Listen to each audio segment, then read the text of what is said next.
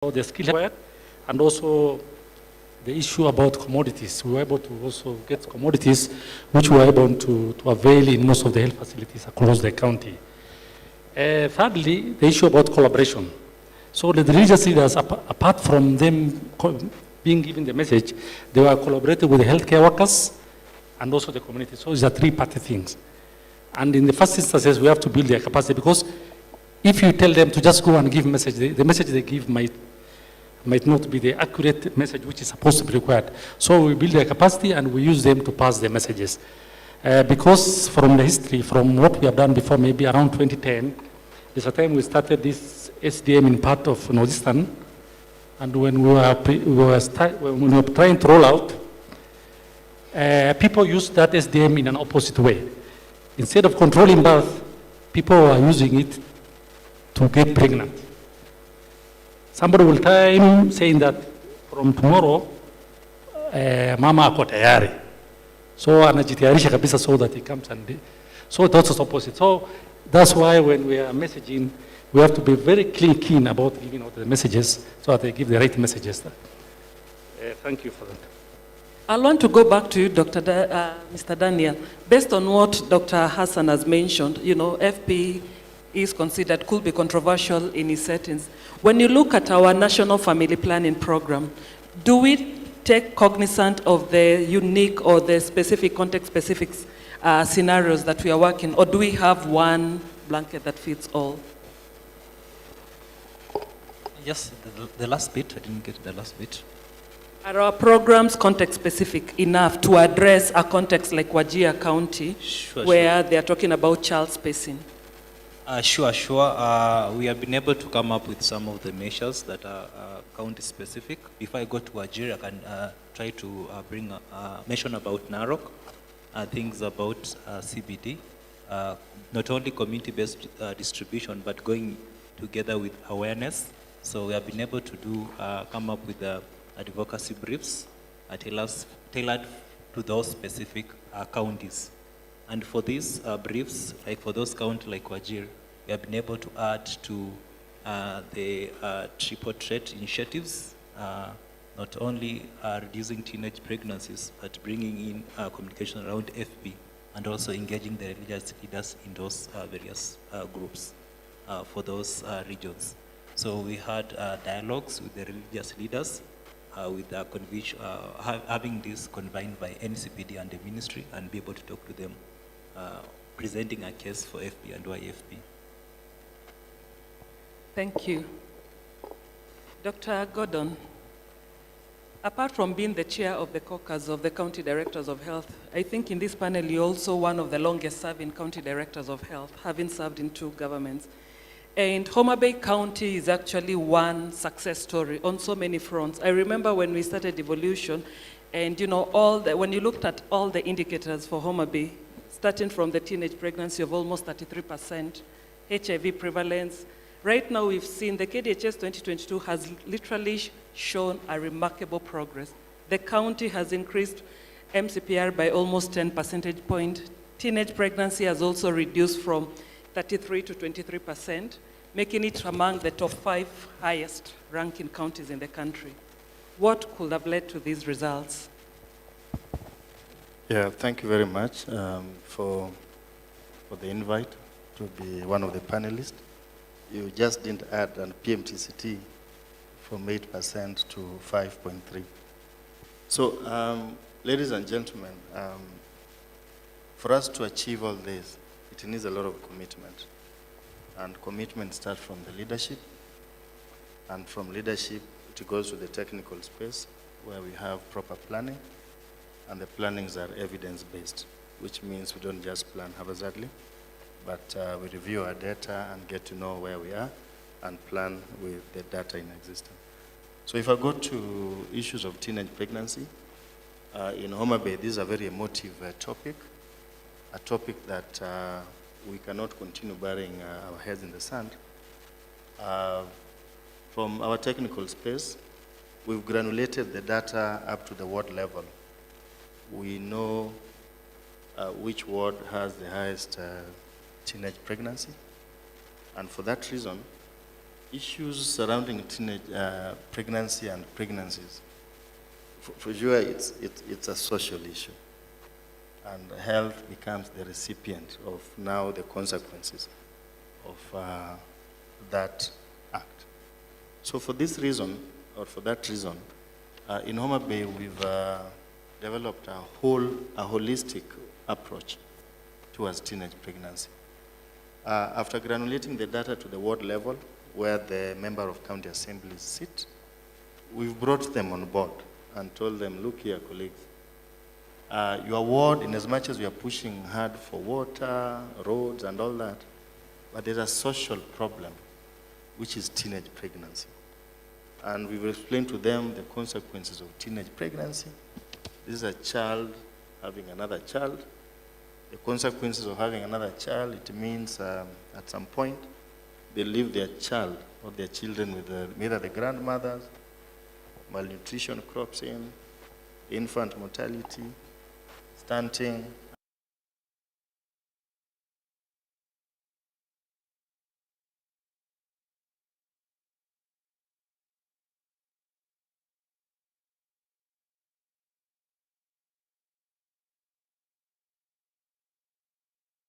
Leaders in Homa Bay, be it the MPs, be it the ward member of a county assembly, and they declared in December last year that no child should be pregnant. And fourth, that is Monday next week, there will be another meeting just to review how far have we moved as far as teenage pregnancy is concerned. We've set targets even for the community units and the community health promoters, so that during this phase where all of us are pushing for the community health promoters to provide services in the household, they also talk about this with the families. During the community dialogues, you remember that we are talking here, but the parent of that teenager is in the household. So during the community dialogue, they also talk about this, and also about positive parenting. How do you ensure that you take care of your daughter to ensure that they don't get pregnant and walk that continuum of care and finish their school?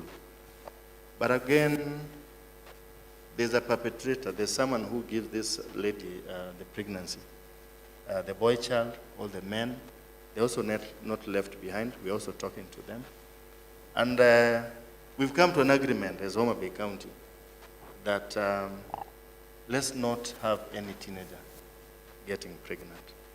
Of course, at our higher level, we have also met with the judiciary, the police, the Department of Social, Children, Gender, and Health.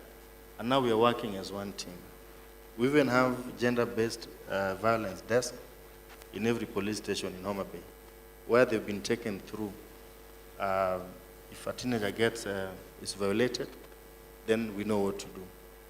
We realize that most of the time, the perpetrators could evade or could justice could not get the whole cycle. For that reason, we also trained our healthcare workers on how to do the sampling, how to collect the samples, so that at least everyone can get justice for this.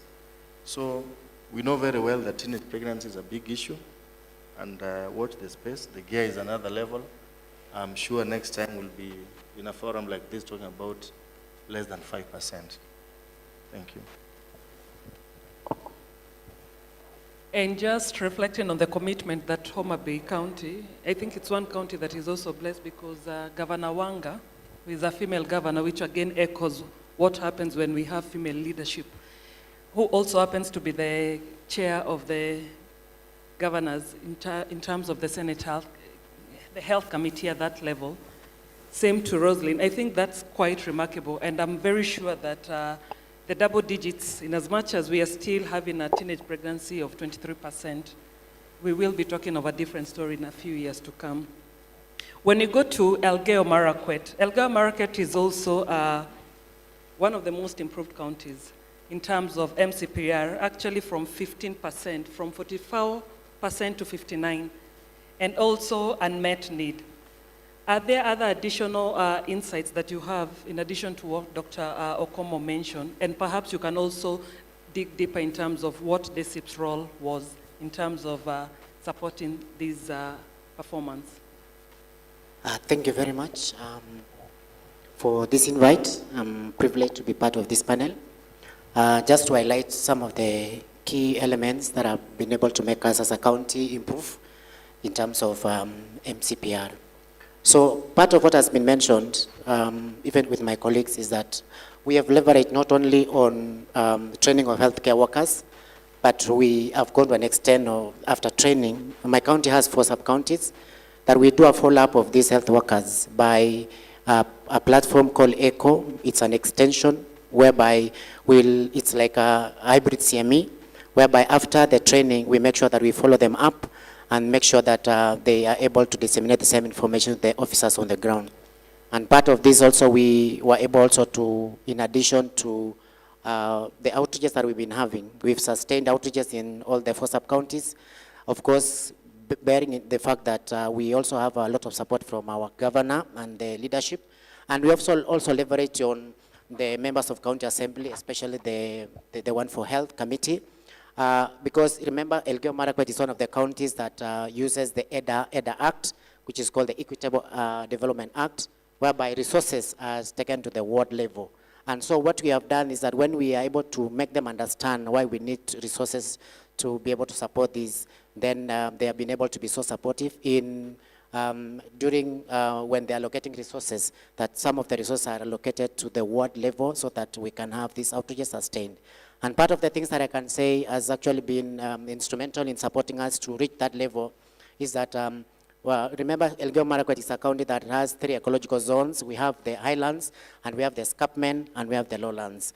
And in all these, it is a bit different in terms of how people live, how people access health, how people are able to access the healthcare services. And so, remembering that for a long time, we've been having sustained insecurity along the valley.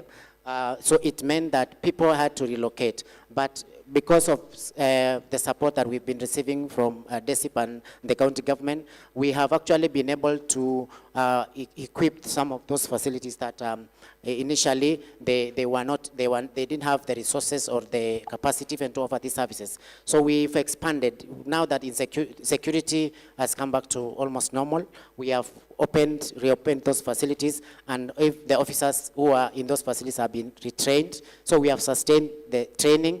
And then one of the key areas that we have also done through support of Desip is that we managed to have Braille. Remember, there is an element of people living with disability that in most cases we tend to forget them. So what we've done is, apart from other aspects of accessing care, like having the ramps and having disability-friendly facilities, we've also had Braille, which were printed so that you can support them to be able to understand the services that we are offering in these facilities. And beyond the religious leaders, we've also targeted the youth leaders and been able to train them. And then also we've leveraged on the people living with disability usually have a yearly meeting where all of them come together. We've requested their leadership, and we've been able to send our officers to go to them, to those meetings, and be able to disseminate the information in regard to family planning. And actually with this, we've seen a big uptake of these services by people living with disability. And without we have also encouraged the in-reach and outreach programs that have enabled availing of these commodities and being able to sustain their availability, and continuously made sure that the reports that are coming from these facilities are credible, so that we can be able to know when they say they have commodities, we are sure that they have. And maybe one of the other key elements that we've done is that we have developed a COBO tool as a county, which helps us to real time, we're able to know which commodities are in which facilities. And that is something that we are expanding, and we're hoping even as they come back at Desip, we want to expand this to incorporate family planning, all parameters. Thank you. I'll want to again go to Baringo County. Dr. Boruet, your story is similar to Elgeyo Marakwet. We've also seen an increase in FP uptake in your county. What are some of your reflections on what could have led to that? Okay, thank you. Thank you very much for having me in this forum. As a county, I would say we've benefited from the support from Desip through training of our healthcare workers, where all our healthcare workers have been trained on the various methods that are available. And this has really helped us to ensure that our healthcare workers are able to provide the right information and ensure that mothers or the ladies have to, are able to make the right choices. The other key intervention that we've had as a county is in terms of involvement of the community. You realize that in Baringo County, it's a county of diversity. You have sub-counties that are doing fairly well, but then we have other sub-counties that have very low uptake. So what we've been able to do is to put in interventions where the males have been involved because they're actually key decision makers in the households. So they've been involved. We've been able to train and have champions who are able to influence uptake within the community. Then the other key intervention that we've had as a county is we've addressed the challenge of access. Realize our county has hard to reach areas, and what we've done is we've been able to train the community-based distributors such that right now that has reduced the barriers of access. In terms of structures within the county, we've established the county commodity security team, which is actually responsible for looking at the orders, ensuring that the orders are okay. So these are done at the county level. And this is able to ensure that we minimize the uninterrupted interruption in terms of supply of commodities. So that way we can be able to have access all the time. Then what I also want to highlight is in terms of training of our healthcare workers. In counties, you realize methods like the IUCDs were actually not so much in use, but then our staff were trained and they've been mentored, and with that we are seeing increase in terms of use of the IUCDs and also diversity in the method mix within our county. Thank you. Dr. is still with you. Baringo County, you know, a county that has been able to increase its MCPR by 15 percentage points within a span of 7 years is no joke. Nationally, when you look at our trends from 2008 over the last 20 years, we usually have an average of around 1 to 1.5% every year. So 15% is actually quite commendable. But what this figure does not help explain is the increase in the teenage pregnancy, because you'll actually think that teenage pregnancy trend will also have decreased. Yet, in as much as you've done some remarkable progress on family planning, when it comes to teenage pregnancy, we saw an increase from 13% to almost 20%. Where did we miss the mark? Okay. When you look at Baringo County, in terms of teenage pregnancy, there are actually three main drivers. One of them is cultural practices, where it is okay to have a mother who is 14 years old. We actually have grandmothers who are 28 because there is that early marriage in some of our communities. So that contributes quite a lot in terms of the cultural practices. Then the other key driver is in terms of literacy. You realize the literacy rate of Baringo is actually around 67% overall. But then we have extremities. We have sub-counties where the literacy rate is actually around, the illiteracy is we're actually at around 90%. So you find in some of these communities, we really have a big challenge, and that is where we experience high levels of teenage pregnancies. Then the other barrier again is poverty. You'll realize if you look at across our county, some of the counties that have very high poverty index tend to have high levels of pregnancies. So we've tried to intervene. We've engaged the community leaders. We're actually working with the political leaders, we're working with spouses of the members of the county assembly to really raise the problem, to bring out the problem. And then again, you realize it's the same community where you have the harmful practices. So all these tend to sort of negate some of the interventions that we have. But I must say, with continuous engagement with the community, we should be able to realize gains. Great. As we bring this panel to an end, I'd like to open it up to plenary. 1 or 2 questions maximum. Anyone who has a burning question, raise your hand and let us know who you want to direct the question to. Going once. Yes, Benta.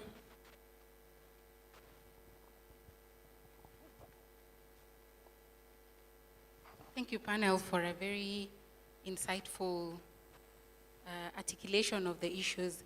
In your conversation, I can say that we see the nexus between governance and leadership. We have seen the availability of health products and technologies. We have seen issues about HRH for FP. You have spoken differentially about the information that's driving the actions. You have talked about service delivery and invariably about financing, not as distinctly as may be necessary.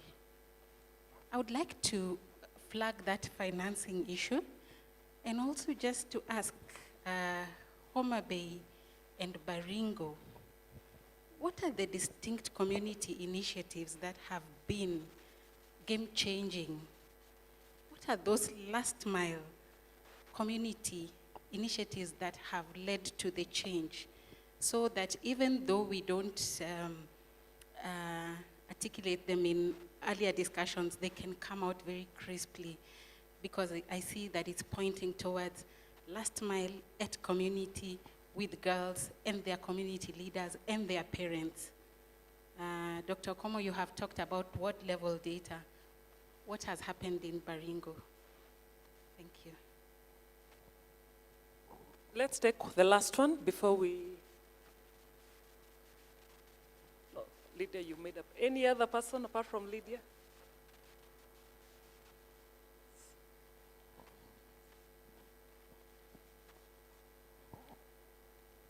Thank you so much, Ronald Horstman here.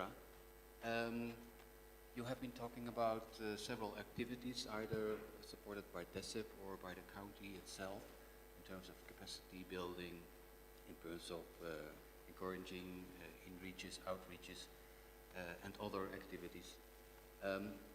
My main question is actually, when you look at the Desip program and the assistance that they have been contributing, how sustainable are these activities? Can you give us a little bit of insight in either how they have been sustainable or what the potential of sustaining these activities are? For example, outreaches, we know they are costly and they have been supported sometimes by Desip or other programs. Maybe you can give us some insight here. Thank you. Thanks, Ronald. So, Dr. Komo. Maybe I can go first, since the mic is near. So for Baringo, what I can say is, in terms of the interventions that have really helped us, there are 2 that stand out, and they'll actually be discussed in some of the parallel discussions that will be taking place. The first one is the community-based distribution of FP commodities, where we've been able to train the community health promoters, and they are now able to provide the commodities within, to the households, which really makes it possible for us to break the barrier of access. Then the other key point is the issue of male involvement, because you realize in our community, the male, they're really the key decision makers. So we've been able to do trainings, and we have champions within the communities who are able to drive change. I think those are the two main ones that I can talk about. Then there was the issue of data. I think that's a lesson that we'll borrow from Oma Bay, and it's something that we really want to put into practice. Thank you.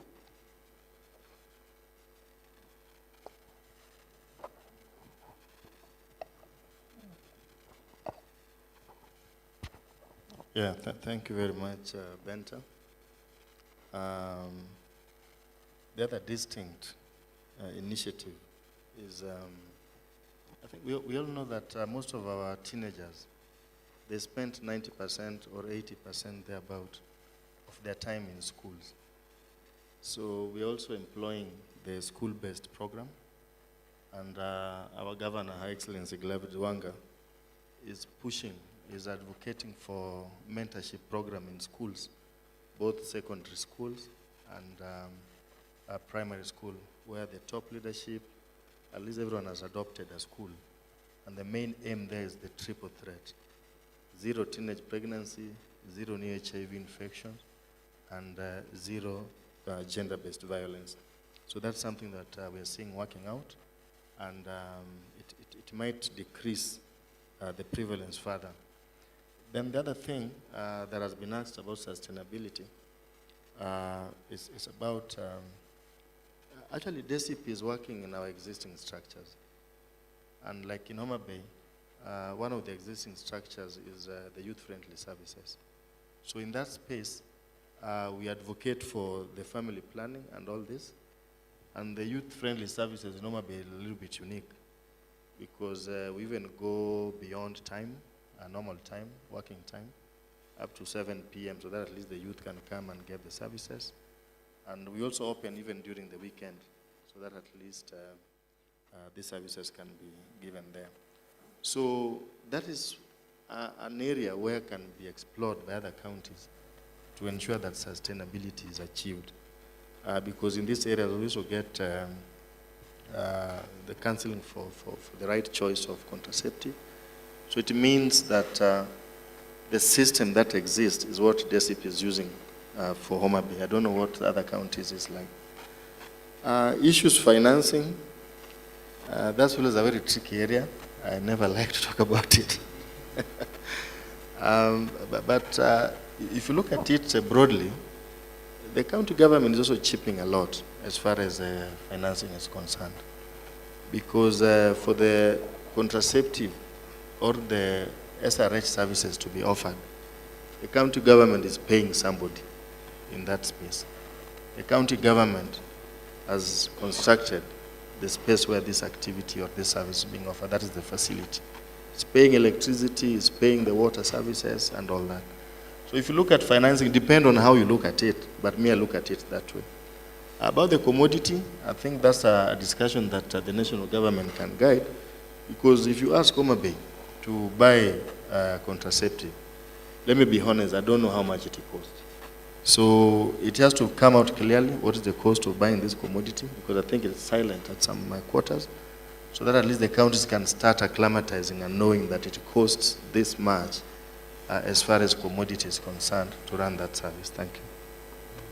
Okay, I'm told our time is up, so I'd like to give all the panelists some 30 seconds to just give their final remarks. And as you provide your final remarks, reflect on the question on sustainability and how to ensure that we maintain or even we have further growth, starting with Akacho.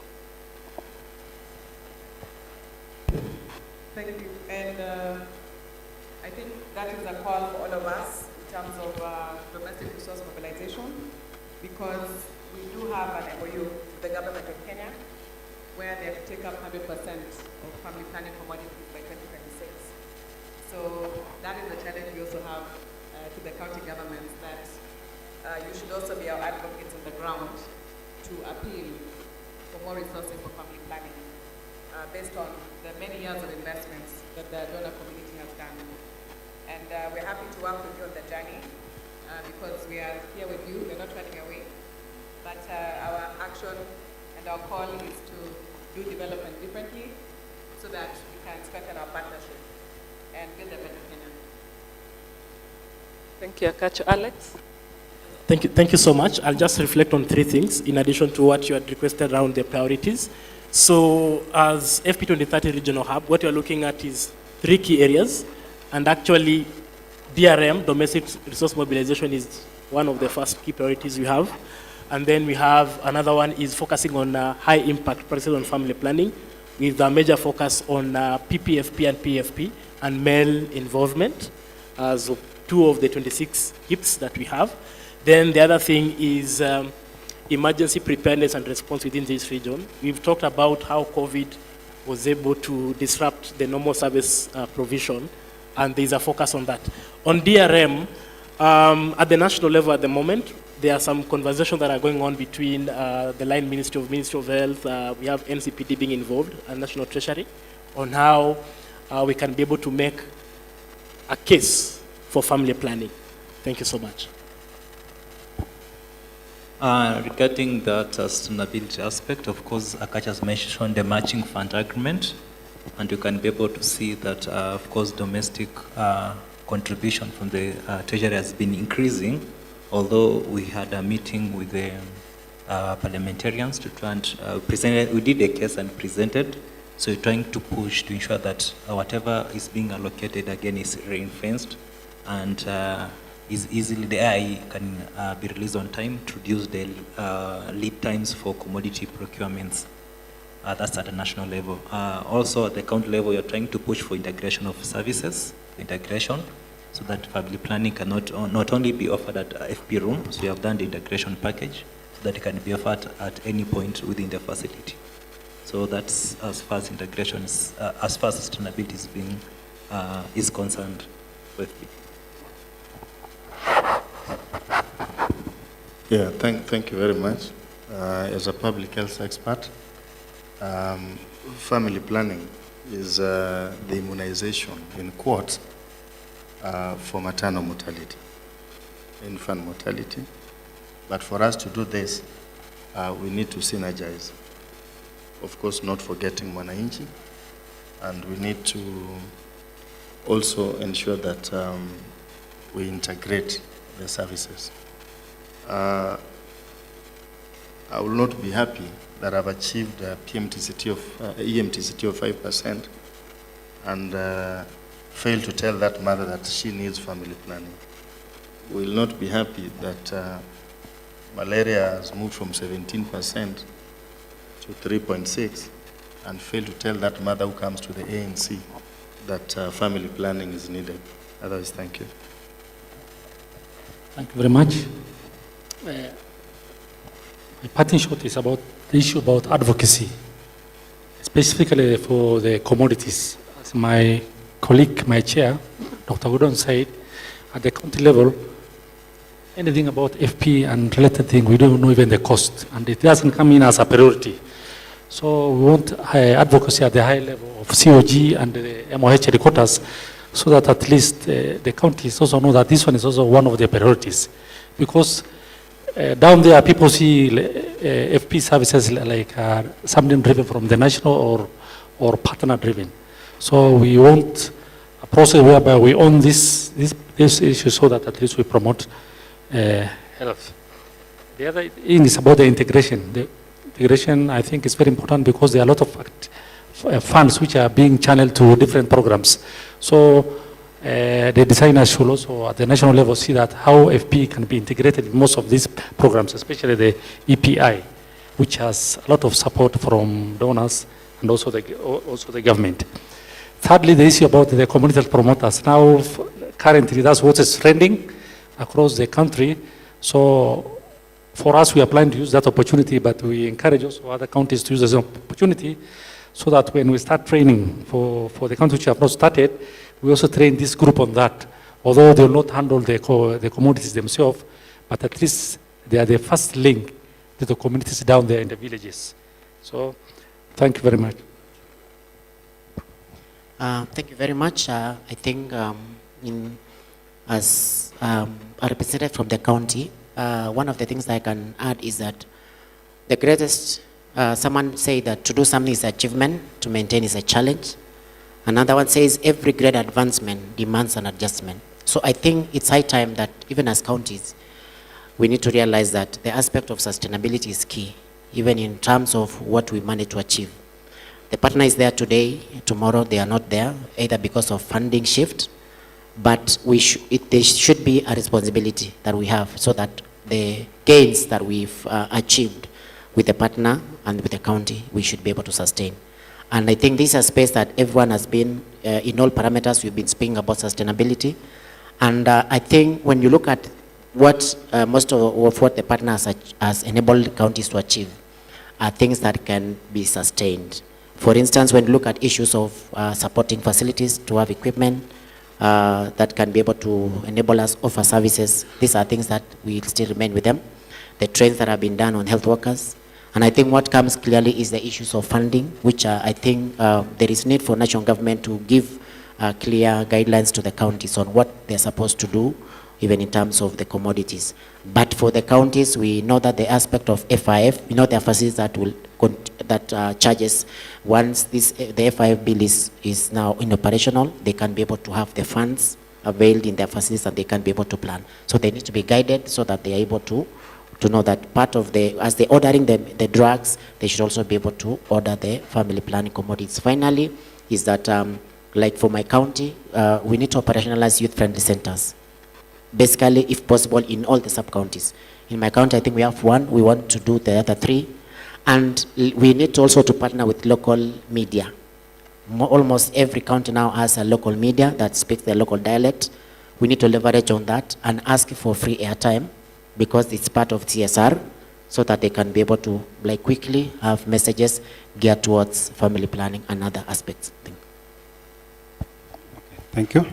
So on my part, I would say the key thing really is to ensure that all our interventions ride on the existing government systems so that whenever partners exit, we can be able to continue having the systems in place to support the interventions. Then the second key thing is to really put across the importance of family planning in terms of an investment that will bring savings going forward.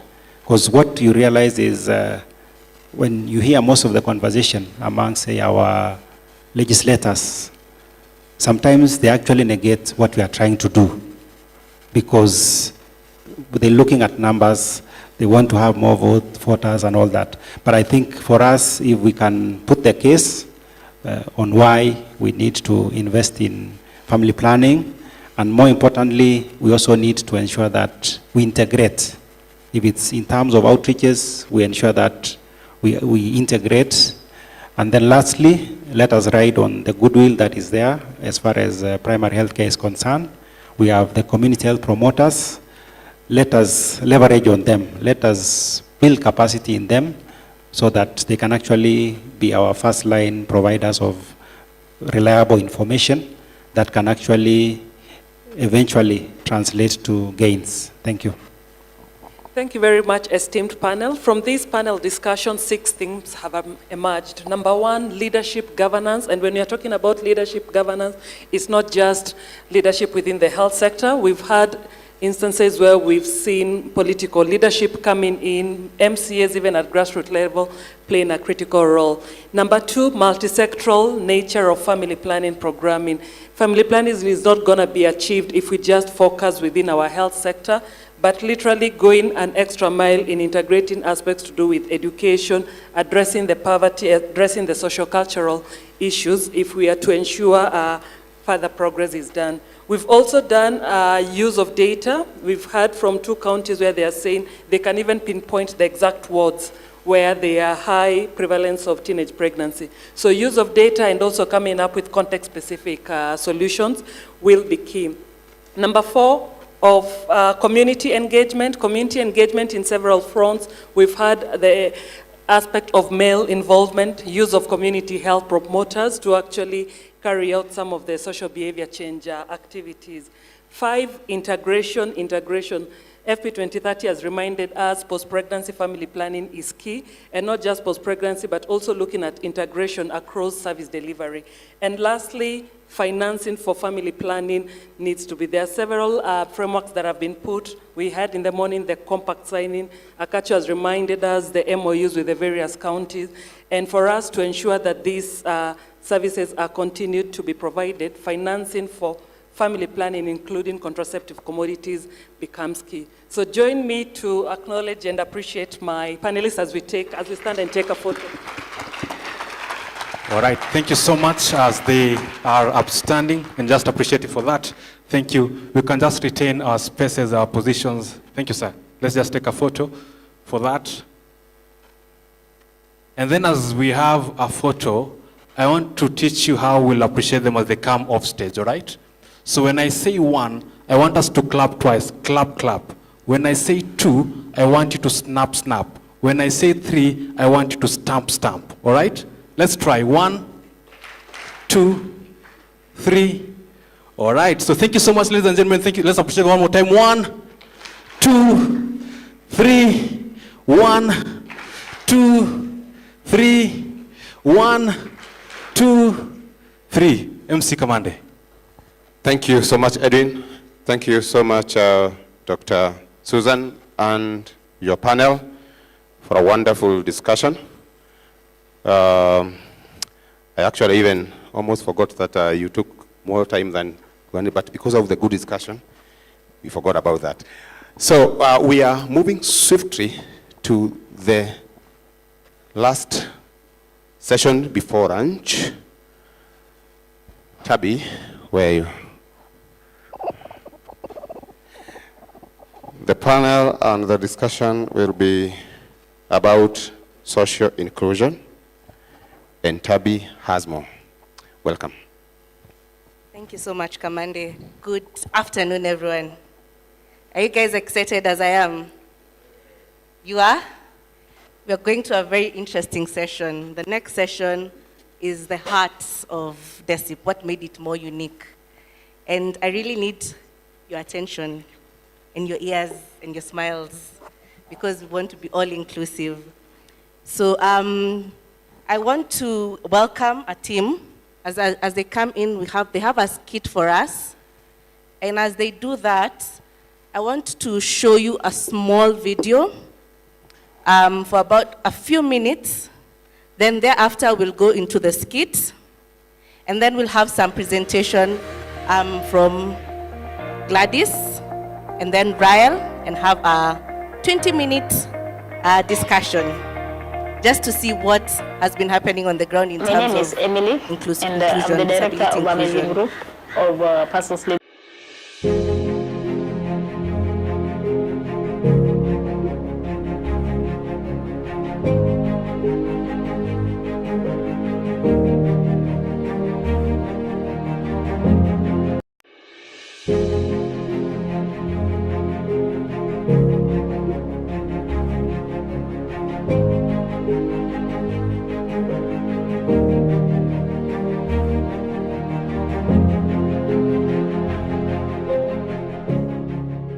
My name's Rael Akinyi Lumumba. I'm a nurse, practice as a nurse practitioner. I've been practicing as a nurse for around 10 to 11 years. And I'm also a social inclusion champion. And I realized that I was a social inclusion champion back in 2020 when Desip approached us as a facility where I used to work in Jomvu Changamwe, and they were really emphasizing on social inclusion, especially in healthcare sector. And my former in charge then felt like it's important that I attend such training, having a history of being brought up by deaf parents. So I attended the training. It was a 1-week training. And after the training is when I realized I had this important element and I didn't know how to cascade it among my colleagues.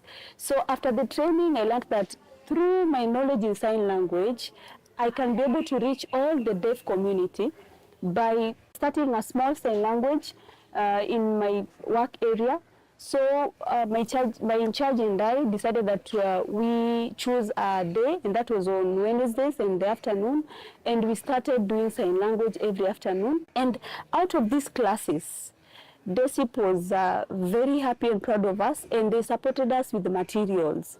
And these materials were books. They supported us with around 30 to 40 sign language books and guidelines.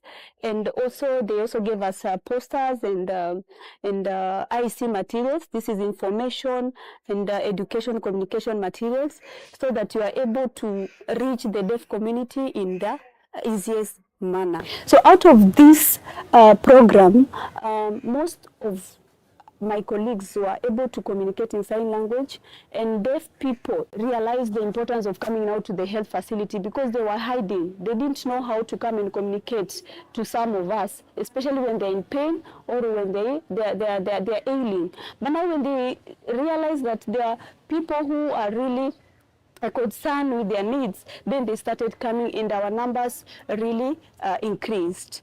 Then out of this, we were privileged to participate in Beyond Zero that was supported by former First Lady, Margaret Kenyatta, who recognized our effort, and I was given award for the best social inclusion champion and the best nurse of the year in 2021 because of just involving the deaf community in healthcare sector. Desip has never left us. They kept on coming for supervision and supporting us in various ways. They were even planning to help us in terms of equipment that are friendly.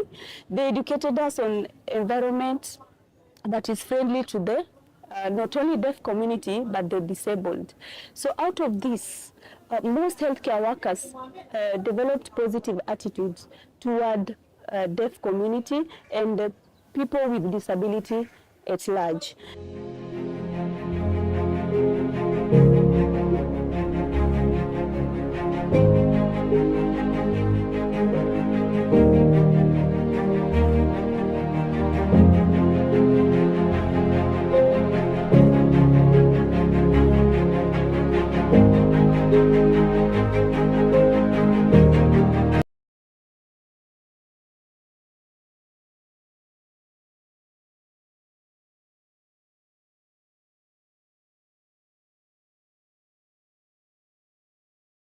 And I want to welcome the CBO to give us a small skit.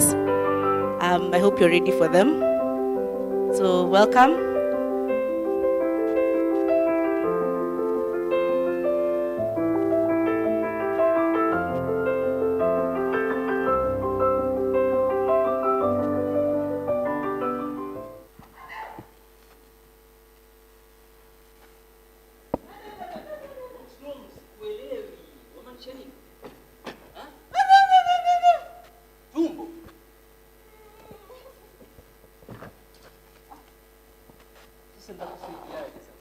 Huu ni mtihani unapatiwa jamani.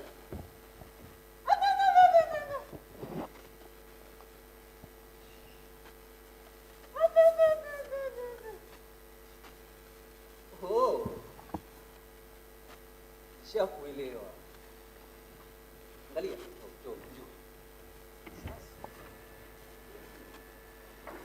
Kwani lazima bwana? Lazima. Ni lazima kumtusumbua. Jamani mume wangu, magombano yanaishi ndani ya hii nyumba. Wewe ndio wataka watu waendelee magombano. Sawa? Wewe ndio wataka magombano. Kila siku nakwambia family planning sitaki. Jamani mume wangu, tuko na watoto 10 sasa. Kupanga uzazi ni muhimu kwetu. Bwana, kila mtoto jana riziki yake. Kwanza katika familia yetu usiwadanganye. Sawa? Watu wana nguvu. Ni mtu wejabali, shababi, huwa na wingi bwana. Jamani mume wangu, naomba tuongee tuelewane kuhusu hili swala. Kati, usisongele karibu na uzi wako usipelekea. Jamani mume wangu nakuomba. Don't fix me, sawa? Usinichanganye. Mbona usinichanganye? Shika hii basi alafu tuongee.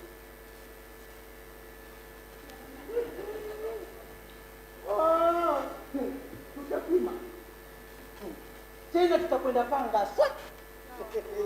Papa, nalafu nilivyokuwa footballer, wallahi kwa mpira. Tutatumia mpira. Acha mimi nitoke niende kwa mzee Kijarimwe. Kirudi. Waenda? Nitakuwa nakusubiri. Tena naja kukubeba mgongoni hapa. Nilijua mtasema.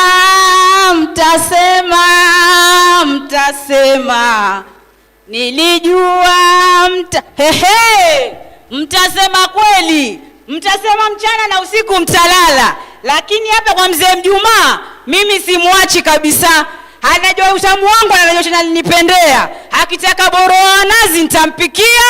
Akitaka samaki wa kupara nitampikia. Akitaka wale wa nazi nitampikia. Halo. Nazi za siku hizi nazo zimepanda bei. Zamani tulikuwa tunachukua nazi na shilingi 20, lakini maisha yamekuwa magumu hadi nazi imefika 100. Hata ifike 200, ifike 250. Nitanunua hivyo hivyo. Halo. Wacha nikachukue kichuma changu, nipasue nazi yangu nimpikie mzee kabla hajafika.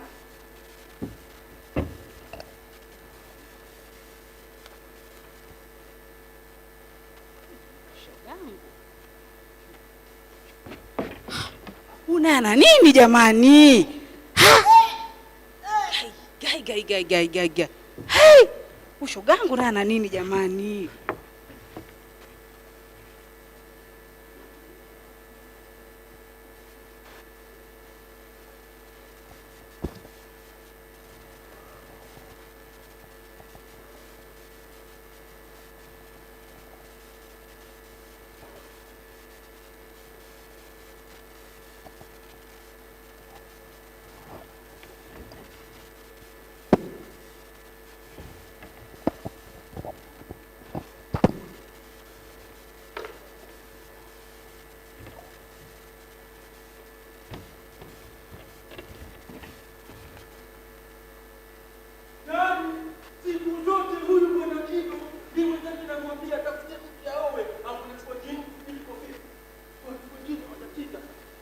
Nakusikia tena kufanya adabu. Wallahi acha kufanya adabu. Nitakupiga. Wewe nitakupiga. Tena ukome kumwongelea mke wangu kama hivi. Sasa yule ni mke yule. Niko fadhi yani nakusikia. Kuja kwanza ukamwambie sawa. Unajua mke wangu leo uko ndani ya mke na mama mwenye gani? Na familia gani ni sawa ni kukua. Sasa ndugu yangu tuendeze kidogo kwa hapa. Mr. Wewe warume jambo la kwanza, familia ni kwa kudunga. Kwenda kadunga, bisa kudunga. Mimi sitaki kudunga na siendi. Hapa dungi mtu. Wewe ni hivyo.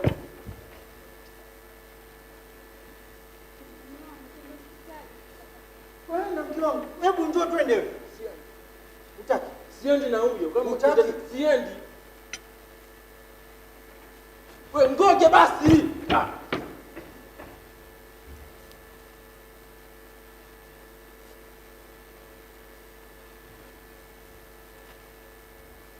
Dokta, samani. Dokta, kuna tatizo. Unajua juzi nilipata shida sana kumhudumia mgonjwa. Kidogo alikuwa wasiliana na mimi kupitia njia ya ishara. Sasa sikupata kumsaidia kwa kweli. Sasa alikuwa anasema hivi, kama kuna uwezekano hili jambo lifanyike haraka itakapowezekana. Unaonaje kama tutapata muuguzi ambaye pia atakuwa vizuri katika kufasiri lugha ya ishara? Ndio hiyo kwangu mimi rahisi kumuelewa. Unamaanisha tungekuwa na yaani sikumuelewa, nilipata changamoto sana. Sikumuelewa chochote alichokuwa akisema. Yaani unamaanisha hapo hospitalini tuwe na mtafsiri wa lugha ya ishara. Lakini pia ambaye pia atakuwa mmoja kati yetu. Yeye ni muuguzi vile vile pia yuelewa hizo lugha za ishara pia zinapokwenda. Ushanielewa? Hicho ndio ninachomaanisha. Naomba tafadhali wewe jambo likifungana. Sasa alishughulikia. Sawa, mimi sikuweke sana, naona una zingine pia za kufanya. Sawa. Thank you.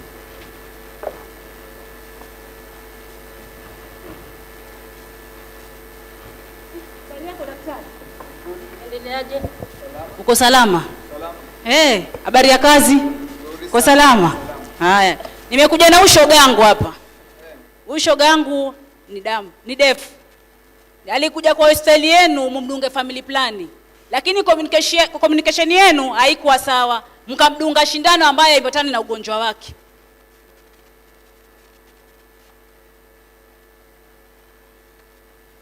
Oh, daktari mfupi mweupe hivi ndiye alimdunga shindano. Kwa hivyo sio wewe. Kwa hivyo alikuja kufanya family plan. Ndio hivyo. Sasa ni mjamzito. Na ni mjamzito.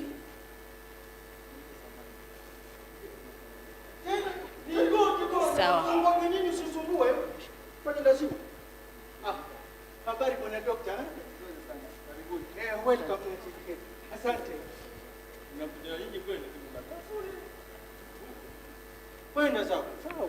Tunastahili wasaidiaje? Hiyo hiyo. Ndio family plan. Hiyo. Fanya vizuri sana. Kujeni kwanza. Shika. Maana sauti yake pia ni sawa. Dokta, tunkuja fanya family planning. Nashukuru kwa hiyo hatua mliochukua. Niwakaribishe tu hapa. Na niwaambie pia mmekuja siku nzuri kwa sababu leo tuko na uhamasisho kuhusu upangaji uzazi hapa hospitalini kwetu. Kwa hivyo mmekuja siku sahihi kabisa. Kuna nini leo? Hata wahusika wakuu wenyewe ndo wamefika. Huyu anaitwa Tina. Yeye ndo mhusika mkuu kuhusu swala zima la upangaji uzazi. Ni vizuri sana. Tina, tafadhali karibu.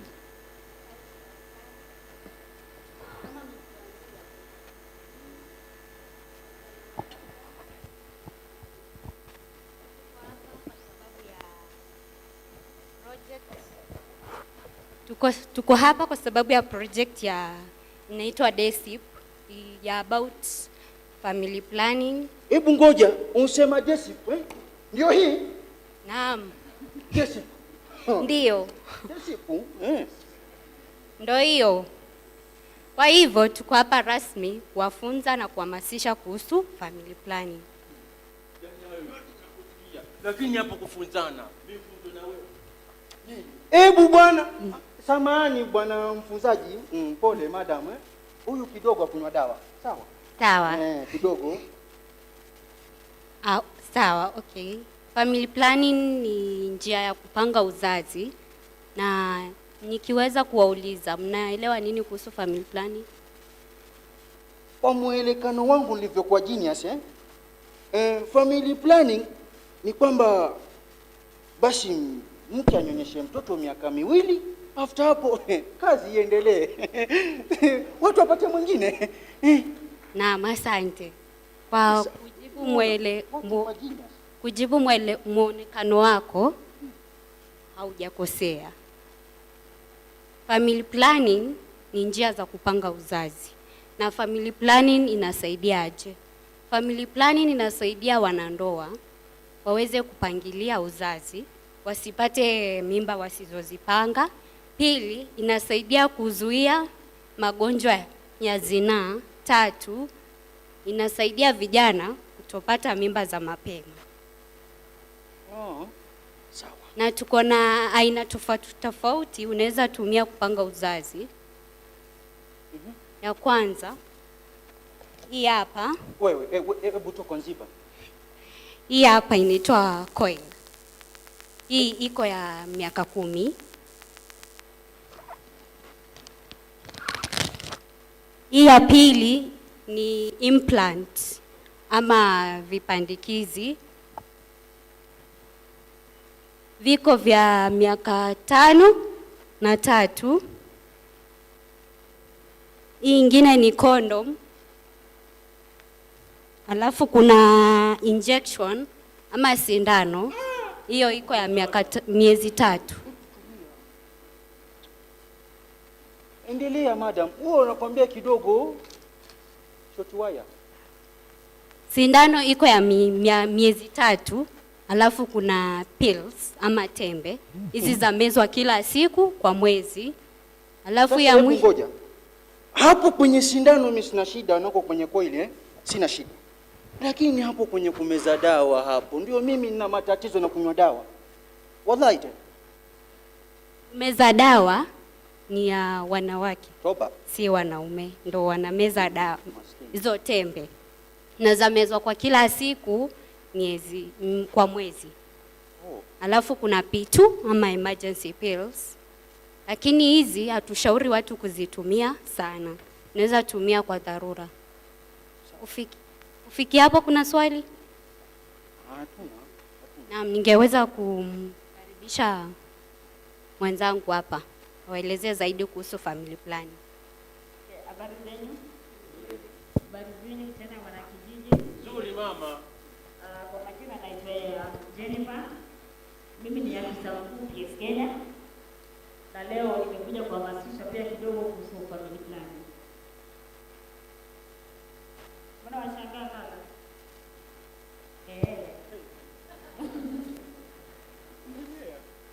Mbona sijakuelewa? Pengine sina kueleza na nini? Kupata mimba pia. Kwa nini sipate mimba? Endelea, mimi nitakakwenda. Wewe nimelemana kila mahali. Mimi napata mimba na niko na familia na nimetembea leo na mume wangu hapa. Na wasaidie kidogo. Habari zenu wanakijiji? Nzuri. Mzee, shikamoo.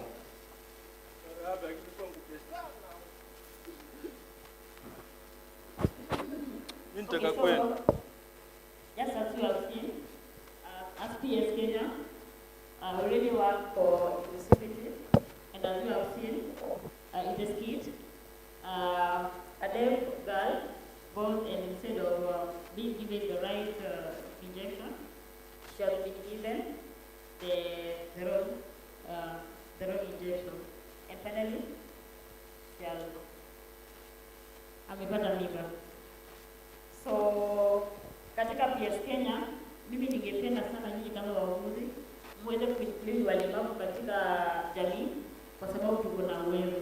Asanteni. Sawa kabisa. Mwanzo mimi ningekwenda kusema kitu kimoja na hii enda kwa watu wote. Wallahi tena. Haki ya Mungu. Na tena msipofanya nitakuwa na hasira. Haki ya Mungu. Si kwamba ati walemavu wote, ni kuwe na walemavu. Kuwe na watu wa ishara katika kila dispensary. Entrepreneur? Interpreters.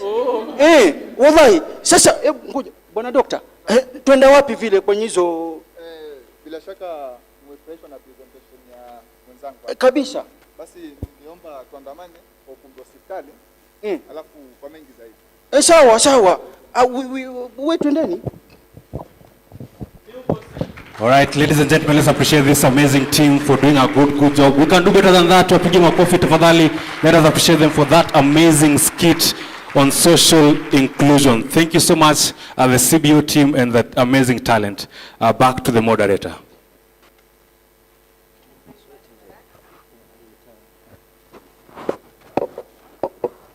Very good presentation, and they're discussing some of the challenges that women face when it comes to accessing family planning. There are a lot of myths and misconceptions. There are a lot of stereotypes. There are a lot of cultural influence that affects women, especially those with disability in accessing family planning. I want to go to the next session where we'll have Gladys Etemesi from Kilifi to give us her experience on what she's been doing in Kilifi, especially when it comes to social inclusion. Welcome, Gladys.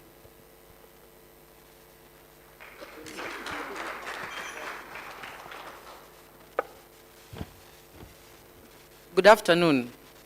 My name is Gladys Etemesi. I'm a nurse working with the Department of Health in Kilifi County. I know I've met most of you. I'll go straight to the point because I know it's lunchtime. I am a nurse, as I said, and I'm also a person living with a person with disability. I know that will be shocking to so many people. I got disability in 2013, post-cancer, after cancer. And I have a disability in my left hand. It's invisible. Swahili say, Mungu hakupi kiwete, akakunyima. Hakuna Waswahili. Mungu hakupi kiulema, akakunyima na mwendo. God cannot give you a disability and not give you a way out of that disability. So now, I was happy to be seconded to gender department. Although I'm a nurse, I worked for gender department since 2019 And in gender department, that is where I got an opportunity to be trained by Desip in the topic of social inclusion.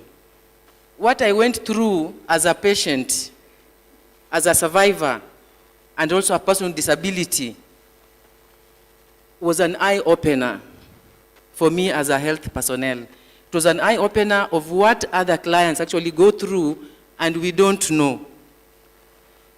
So after I'd gone through the training by Desip, I realized that I needed to give feedback because it trained and it showed us clearly how we need to include everyone. And it was termed, the theme was leaving no one behind. And I would want to pose a question. What is the unmet need of family planning amongst people with disabilities in Kenya? What is the unmet need? I am sure we don't know. I am sure we don't know. My humble request is, can we also do a survey? Can we also go to the ground and find out the unmet need amongst people with disabilities, especially the women of reproductive health? So now, after the training, I realized there were a lot of challenges, and the challenges were the cultural norms around people with disabilities. Just from the skit here, I had one of the men ask the woman about if she's also, why she's talking about family planning. And he has asked her, you also do that? I was also asked the same. So will you be doing that? Can you imagine? I was asked, will you also be doing that? Meaning, people assume people with disabilities don't have sexual needs. And unfortunately, healthcare workers have been left behind, and they come from the same culture or cultural backgrounds. In our basic trainings, there is no formal training where we are taught on how to deal with people with disabilities in our trainings. And the healthcare workers that I have met in the trainings have expressed that it is a challenge. When a person with disability walks into the room, they start wondering, where do I start from? And the first thing that crosses their mind is to sympathize and to start wondering, how did you do this? Who did this to you? When actually nobody did this to me, but we agreed with somebody to do it. So the benefit after I was trained was, lucky enough, I was in the gender department. I was able to be in the writing team of the gender equality policy. And the policy is ready, and we launched it last week during the 16 days launch. And during the policy writing, I made sure, now that I'm also wearing the shoe, that the disability issues were addressed very well. Because we segmented the community or the population into men, women, girls, boys, people with disabilities. I made sure we didn't put them as a group, the SIGs, but people with disability, because when you say vulnerable, you put a very big group together. But now with people with disabilities, we were able to come out with what are the issues of people with disabilities, what are their challenges, and what are the beneficial interventions for people with disability across all the departments of Kilifi County, including the Department of Health, where SRH is domiciled. And I am sure after we have launched the policy, what we are going to do is full implementation, and I'm very sure people with disabilities will get their fair share if this policy is fully implemented. After the training also by Desip, I have been on the forefront. I am a trainer, a national trainer and a county trainer, both SRH and HIV matters. Even when you are sitting with stakeholders, I will always ask, where is the programming for PWDs? What I realized was, even programmers don't know how to go about it or what to do. Thank God, and I really want to appreciate Desip for coming out to really bring us on board to tell us how to go about social inclusion. So we've been able to sit with stakeholders, both from health and from gender department, just to make sure that in their programming, there is social inclusion. They're also programming around people with disabilities. We've not gone to the extent of, people, the vulnerable groups, all of them, but at least people with disabilities, we can say after Desip was around, after Desip we worked with them in the training, we are now able to actually bring the disability interventions in the mainstream interventions. In the policy, the gender equality policy, we have addressed the issue of people with disabilities, the GBV. When there's GBV for women, there's a lot of GBV for women in terms of family planning. Like for Kilifi, women need to get permission from their husbands. If you go for family planning without permission, you can actually be divorced. And so for people with disabilities, they are suffering because people have to make decisions for them. So my way forward is, can we train more healthcare providers? Because healthcare providers are in the health docket, but using their, their cultural knowledge about PWDs. So can we have most of them trained? Desip has trained a good number, but it is not enough. As we've seen here, and in the clip where one of the nurses is actually giving a health talk about family planning in a sign language, can we have more healthcare workers on board in terms of social inclusion so that they know disability etiquette and they just stop sympathizing and making decisions for people with disability? We need also to target people with disability themselves to be on the decision table. I like the way people living with HIV, the youths, have actually gotten their space to fight for their space and their rights. It is a high time we get people with disability empowered enough to be able to fight for the spaces on the decision tables and also to fight for their rights, so that as we are supporting as partners and as county, we as the people with disabilities need to be put on the forefront, because we know where the shoe pinches. We know the mockery that we go through. And I'm sure, just like the youth and people living with HIV, we will bring the solutions on the table from the horse's mouth. So kindly, let us put the people with disability, let us find where they are, because most of us are hidden in the homes. But thank God, most of us nowadays are learned and are able to converse at the same level with the rest of the population. We also need to target stakeholders, so that I realize most stakeholders have social inclusion in their work plans and their proposals. But when they come on the ground, I have not seen many partners actually go about interventions of this. So can we get, apart from just funding them, like going beyond and really knowing like how do we get the interventions for people with disabilities? And then finally, we need to sensitize the political arm, so that they get to understand how they can also allocate budgets for people with disabilities in whatever docket they are in different counties. Like for Kilifi, people with disabilities are under the social services. But you find social services and gender is not well funded.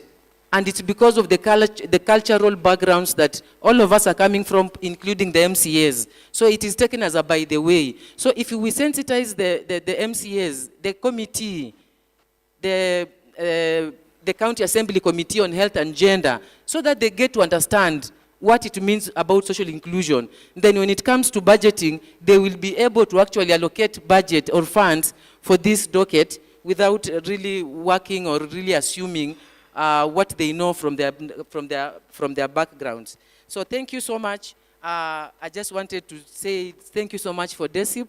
Thank you. It was an eye-opener, and it was also good. At times it is good when you wear the shoe as a provider, then you are able to work differently. You are able to understand and empathize and not just sympathize. Thank you so much.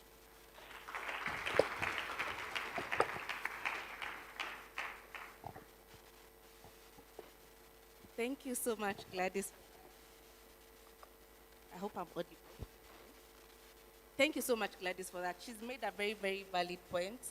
It really starts with us. I know I'm the one making you not eat lunch, but I request a few minutes. I want to do 2 more presentations, then we wrap it up. But as we wrap it up, I have a question and something to ponder on. When I was working with Desip, it really taught me a lot. And when I was in the field, one of the things that someone asked me, if I was to have an accident right now, would I get into my house? And I want to ask the same question to you. If you got an accident right now and you hurt your legs and you're on a wheelchair or you're using a clutch, would you be able to get into your house? Would you be able to get into your bedroom? Think about it. So it really starts with us. When you start thinking about disability inclusion, start with us. think about what we need to do for these people to ensure that they are able to access inclusive quality services. I want to call upon Ryle.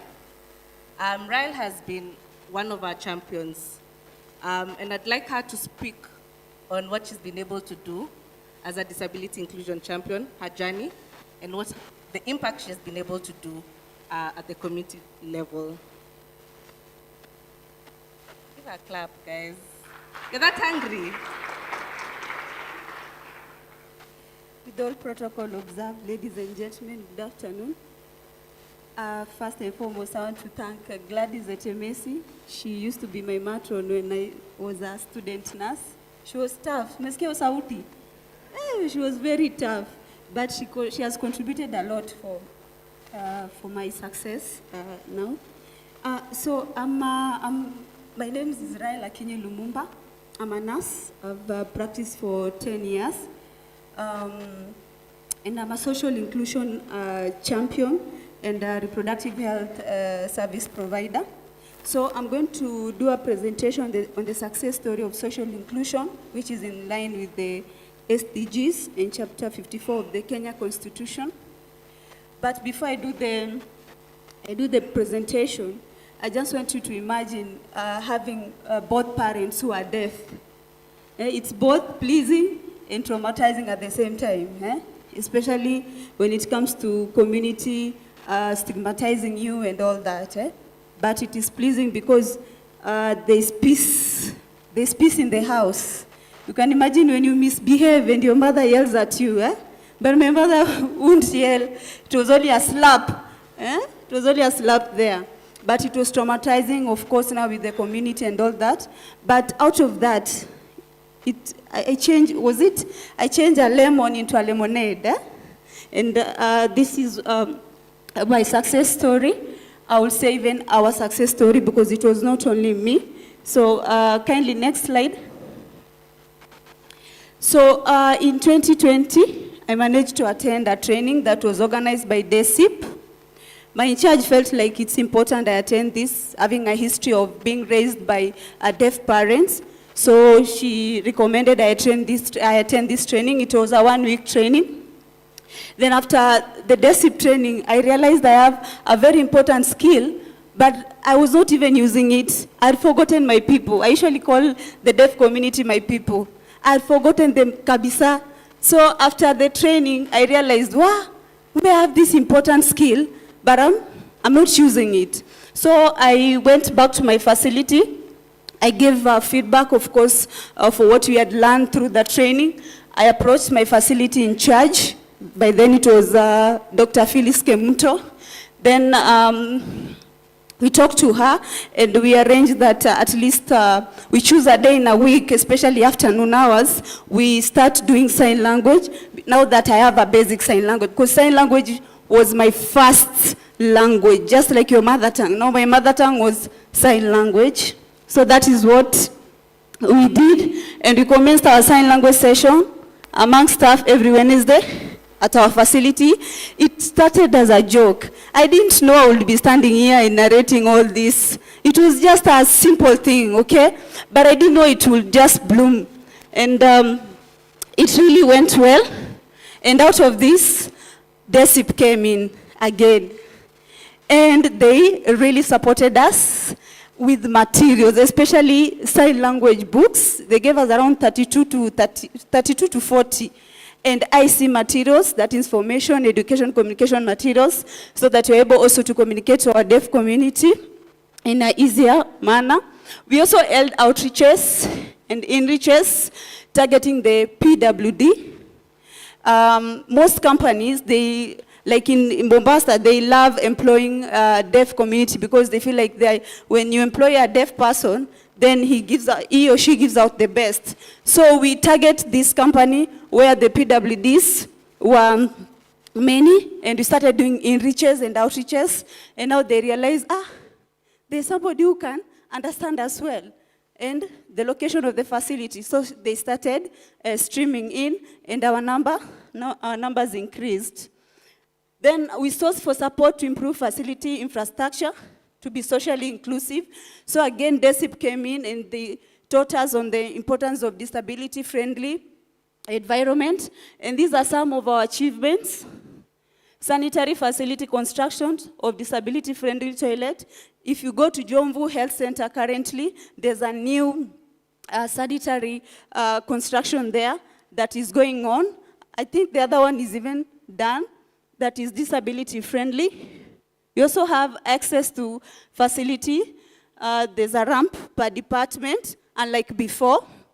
Another achievement was, of course, now 32 healthcare workers were trained on Kenya Sign Language, and not only healthcare workers, but even the security personnel, the chef, okay, the community health promoters, they will stream in during our classes on Wednesday afternoon. Multisectoral collaboration, that is linkage to National Council for Persons with Disabilities. In our setup, we have APDK. We also have one patient who benefited from artificial limb. That is after now Desip came in, and we were able to, of course, understand the importance of linking them with the disability, I think, disability office. That is Madam Judy's office, so that they're able to go through the protocol of assessment and now getting the disability card and getting all those benefits. There's also one patient who was facilitated with white stick. This was a male patient. He normally came for dressing, and out of that, we also linked him. There was our awareness creation, enriches targeting PWDs, counseling sessions every last Friday of the month. That is ongoing, and my mom is the one who is doing it in Jomvu Health Center. She's the one who is spearheading this. There's sensitization meeting between health service providers and PWDs. BBC documentary. Now that, sorry. This one was also a milestone because the BBC fraternity approached us in our facility, and they were able to showcase everything and every activity that we've been doing just to support social inclusion. Then there's also increase in service delivery uptake by PWDs. That is according to our data. You can see that is me and Jomvu Health Center staff, and our in charge Phyllis Kemunto, receiving sign language books and the IC materials. That is the class, my colleagues. I'm the one who is teaching. Sionekani, but I'm there. You see, that is our class. We also have student nurse, we have community health promoters, we have security personnel, everybody. Next slide. Now this is the RAM that I was talking about, and this is the sanitary facility that has already been established, and it's disability friendly. Next slide. Yeah, so I want to acknowledge the Mombasa County Department of Health, the CHMT mentor, Maton Mwaringa, Emily, VSO, Voluntary Service Overseas International, and Desip, Trademark East Africa, EPDK, Nikoseti Youth Network, Jomvu PWD Support Group, and Jovu Model Health Center staff. So this wise man once said, if you want to change the world, then start with yourself. Use the available resources to try and change instead of waiting for Desip and all these organizations to come in. Wacha wakupate mbele mbele, isn't it? So thank you very much, and God bless you.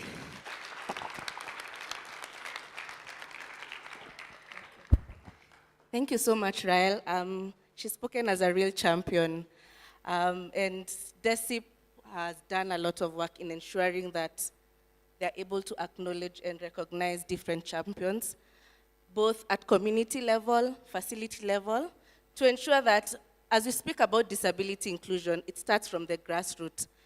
And Rael is not just one of them. We have about 40 champions across all the 19 counties that we worked in.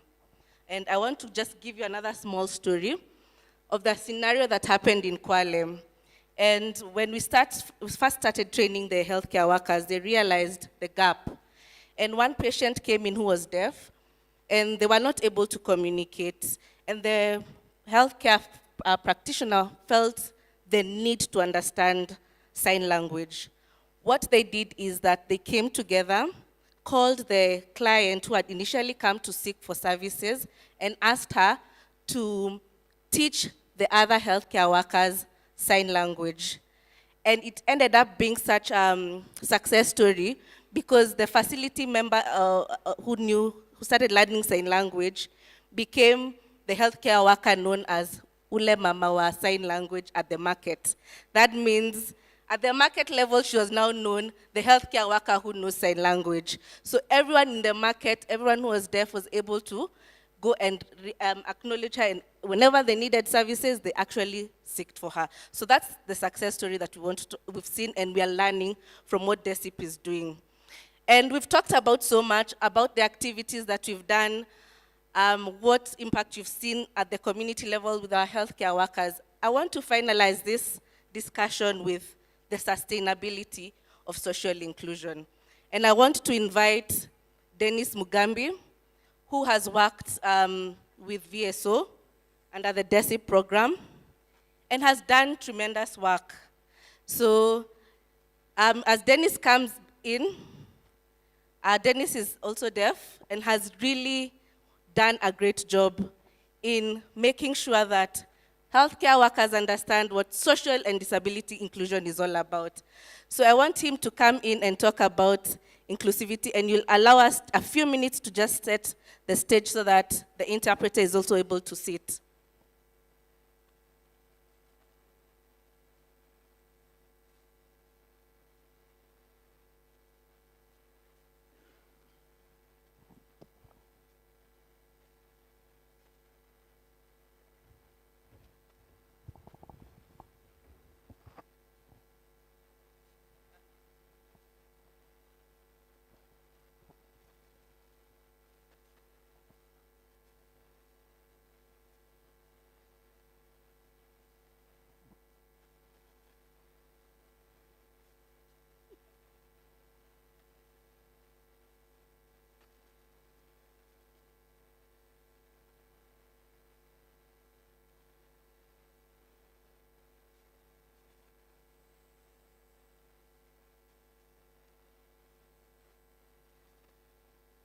Thank you so much for inviting me here. My name is Dennis, that's my sign name, and I'm deaf. I've worked with VSO under Desip program. My responsibility was social, inclusion and disability advocacy for youth, for people who come from the village and marginalized communities. So VSO was focusing on 3 areas: social inclusion and advocacy, building capacity for social inclusion,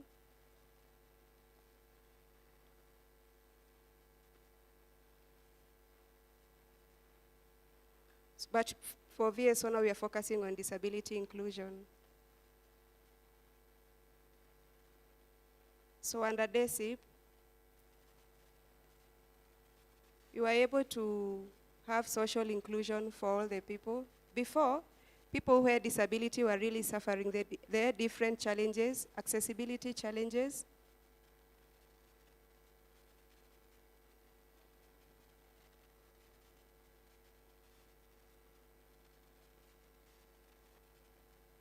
We were working in 19 counties.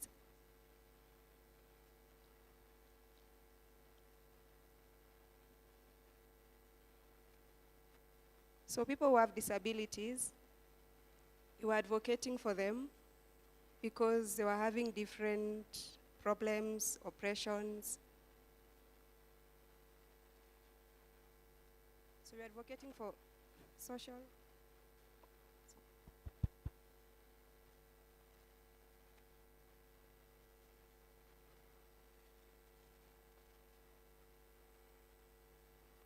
So about sustainability. First,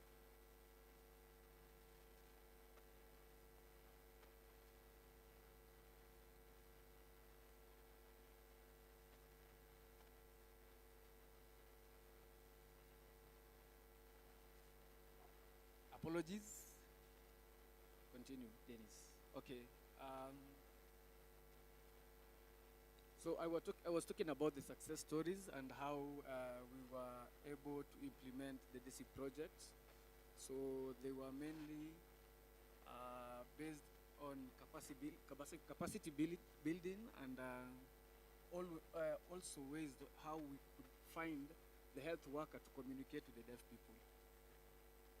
So we found out that many health workers did not have the confidence to communicate with the deaf people when they entered the facility. So there was need for encouragement, both to the clients and also to the health workers. So the health workers had different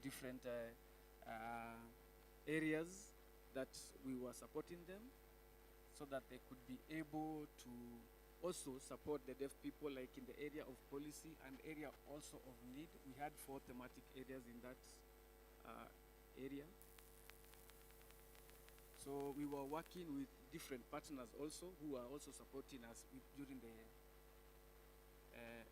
implementation, and specifically we were working with ways on how we could see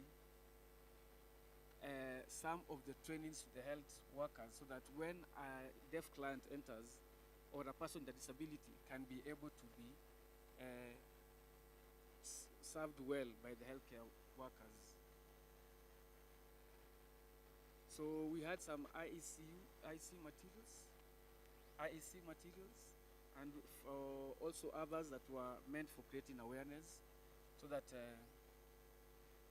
if a client came, this person would have confidence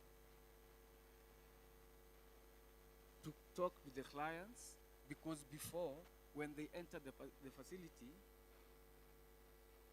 the participants the clients would come with their own interpreters, and they would the doctors would decide for them what they wanted. And they needed now to get more feedback from these clients. So I would like to thank you. And that is the end.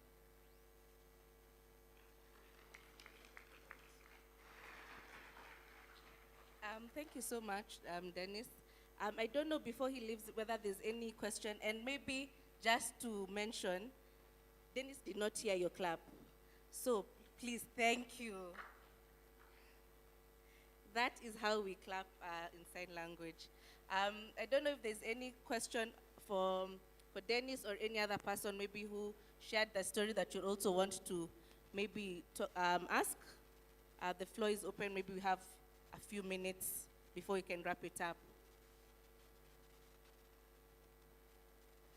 Any question?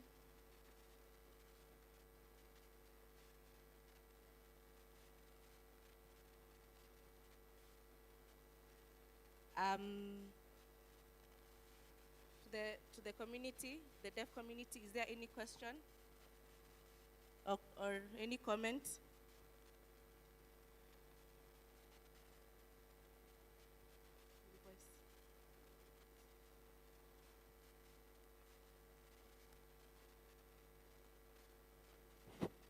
Okay, to Dennis,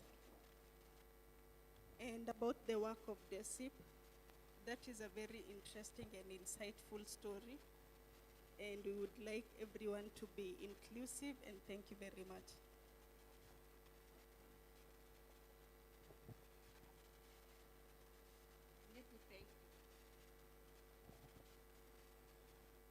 There's another one. Hello all, good afternoon to you. Okay, we want to congratulate the Desip project for the improvement of health services to the deaf community. Thank you.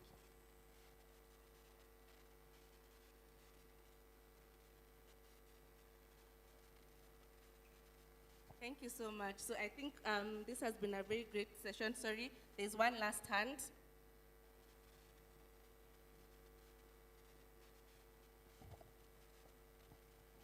Okay, thank you very much. My name is George Awala, and I work with VSO. So I'm really happy to see the results of social inclusion and disability inclusion within Desip. I think one thing that I'm just grappling with is how do we really ascertain the reach and how big this impact has been? Because even in the external evaluation, I think one of the things that they did mention is that Desip and its support to partners and marginalized groups has really been great, supporting PWD-friendly services, conducting outreach services to reach the poor, including persons with disabilities, etc. But there was something around it being difficult to assess the reach of the activities as denominators, especially for persons with disabilities and to some extent, also those who are poor, is not known.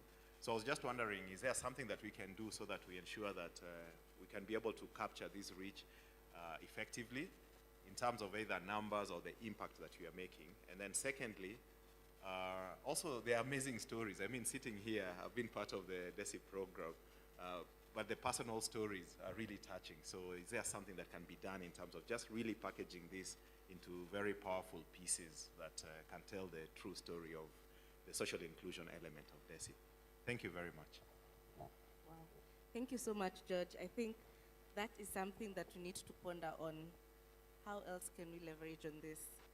And one thing that I really need to appreciate is that with the partnership that we've done with National Council, with the Ministry of Health, it is very important. With working with persons with disability, you have to involve them to ensure that they are making decisions. They are at the table. Yeah. Just a general comment. Peter Fuare, I work for Health Right Kenya. I think we still need to do a lot about people living with disabilities, because for us, we are working in West Pokot and Elgeyo Marakwet. And mostly, those who are living there, they're illiterate people, mostly. And therefore, they may not be able to be at the level where he is. The other thing that is important is that most of the documents that we see are not written in sign language. So I believe there also they're having a lot of difficulties in accessing most recent information that they need as people living, deaf people especially, and also people living with disability. I think there's still a lot to be done concerning the people who live with disability across the country, especially those who are educated, but also those who have little education that are not able to access information, but also difficult terrains like the ones in West Pokot and Elgeyo Marakwet. Thank you. Thank you so much. I think the takeaway here is that there's still a lot that we need to do, and we cannot do it alone. We need to make sure that we involve everyone and ensure that everyone is sitting at the table for us to make the right decisions. And with that, I want to close this session and hand over the mic to Dr. Ari. All right, we can appreciate that session one more time for that amazing, very powerful insights. Over to Dr. Pai. Thank you very much, Tabby. Thank you to the team. I don't know about you, I feel like I'm ready to become a social inclusion advocate, I mean, as soon as lunchtime. So you probably should find me with sign language material. I'm ready, I think I'm done. I don't know whether we are all ready, but the other call that is really important that the team has made is the need for resources for that kind of work. There's still a lot of materials to be printed, there's still a lot to be done. So each of us thinking through it and just knowing how do we contribute to it. So that was a great session. So imagine that is like that's the what? After starter, what comes next? So there's more, right? There's more to be done after lunch. So let me just take us through the next steps. For two groups I'd like to recognize right now. I've just realized in public health programming, your bosses quickly, you find them quickly. So as you go along, you find someone that was your superior is seated in a meeting, and because it's the same space. So because of that, I'd like to appreciate and to recognize the presence of the different CEOs, country directors, and deputy country directors of the different implementing partners that we have in Kenya. Kindly rise up. I think we had recognized others in the morning. I'd seen, Peter, you hadn't waved at us in the morning? Please, yes, thank you. Kindly rise up, don't be shy, thank you very much. I know there's someone else. There's someone I had seen. Is that all? Have we missed out anyone? Yeah, I know. Okay, let's give it 30 seconds. For country directors, CEOs, deputy country directors, thank you very much for making it. Josephine, as always, you're my mentor, and I look up to you a lot. So thank you so much for that. And then a special group that I'd like to recognize this afternoon. We have Enkare Altau volunteers that were invited by the Desip, by the CBO that we saw do the skit earlier. So we've invited them and they're part of the table. I'd like for them to stand. They're also volunteers in social inclusion. Kindly, all of you stand and wave to the great team, just to put faces. Thank you very much. Great, thank you. So we'll proceed to lunch. And when we come back after lunch, there'll be 2 sessions going on concurrently. The ushers at the door will guide us to which one will be session 1 and which one will be session 2. If you look at your agenda for the day, one panel will be handling awareness and acceptance of FP. We'll be talking about topics such as male engagement. For those of us who've been in programming for long, I don't know whether, have you ever heard of a project that engages men as champions of FP? So you're going to hear about it here. Youth engagement as well. Have you ever heard of the Manyata model? Would you like to know what the Manyata model is? And then finally, religious leaders. We have imams here, we have sheikhs, we have pastors here, and they're all going to talk about how messaging for FP was actually included in a religious context. So that will be happening in breakout room A. And then in breakout room B, we'll have the daktaris, those who sit at the facilities and do the insertions and the counseling for choice. So that will be happening in group B, and the topics will be looking at innovative capacity building techniques such as on-site structured mentorship, how WhatsApp-based trainings look like. We'll be talking about something called community-based distribution. Have you ever heard of something called CBDs? If you work with the Desip project, you'll hear everyone say, CBD, CBD, CBD. So if you want to know what that's all about, join us in breakout session 2, and then we'll be looking at some elements of the FP quality of care standards. So that's the 2 rooms. And then I'd like to check that all of you have the lunch card. Does everybody have one? Kindly check, confirm that you have yours. And if you don't, raise your hand so that the ushers can get to you. Yes, so ushers, this side. Let's see, okay. Please keep your hand up. Bibian, help me identify from that end because the lights are blurring, I can't see. This side. Dixon, please come this way. And the other side as well. Benedicta, you sorted out everybody? Kindly hold your hand right up because you might be mingled and you might not be able to know where to get your ticket. All right. Okay. Better yet, I'll stay here. And then if you don't have your meal card, join me here and I'll be able to find someone to sort you out so that we move. It's 1:40, Margaret? 1:40. We are breaking for lunch for exactly an hour. That includes traveling for lunch, eating lunch, and coming right back. So it's 60 minutes for everything, all inclusive package. Kindly let's be seated at exactly 2:40 p.m. in the respective halls, A and B. Thank you, and thank you so much for your contribution so far.